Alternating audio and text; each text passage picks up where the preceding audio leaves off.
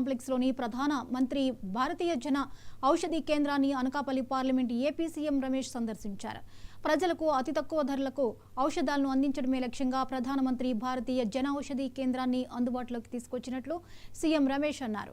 ఈ కేంద్రంలో అన్ని రకాల మందులు అందుబాటులో ఉంటాయి. బహిరంగ మార్కెట్లో దాదాపు 2250 రూపాయలున్న క్యాన్సర్ ఔషధం 250 రూపాయలకు దొరుకుతుంది. ఈ అవకాశాన్ని ప్రజలంతా సద్వినియోగం చేసుకోవాలని ఎంపీ రమేష్ సూచించారు.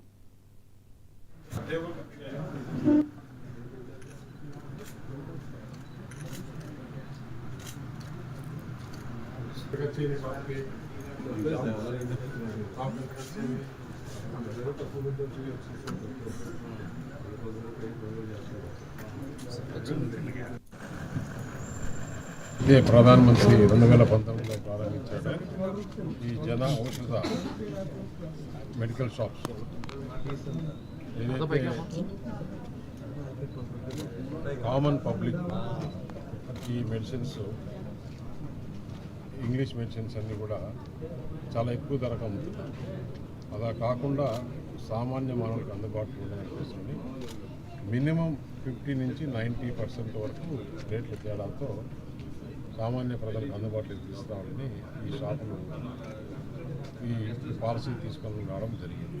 దాంట్లో భాగంగా ఈ మార్చిలో 1వ తారీఖు నుంచి 7వ తారీఖు వరకు దేశవ్యాప్తంగా ఈ జన ఔషధ దినోత్సవం కింద చేసి పబ్లిసిటీ చేసేదానికోసం దాంట్లో భాగంగా ఈరోజు ఇక్కడికి ఎన్టీపీసీ కాంప్లెక్స్లో ఈ షాప్ విజిట్ చేయడం జరిగింది.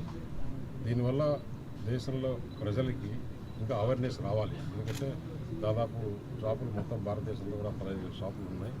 ఇంకా కూడా ప్రతి మండల హెడ్ క్వార్టర్స్లో కూడా తీసుకొచ్చేదానికి దీనికి ఎస్సీ ఎస్టీ మహిళలకు కూడా సబ్సిడీ పెట్టి షాప్ పెట్టుకునే దానికోసం సబ్సిడీ కూడా ఇస్తుంది ప్రభుత్వం.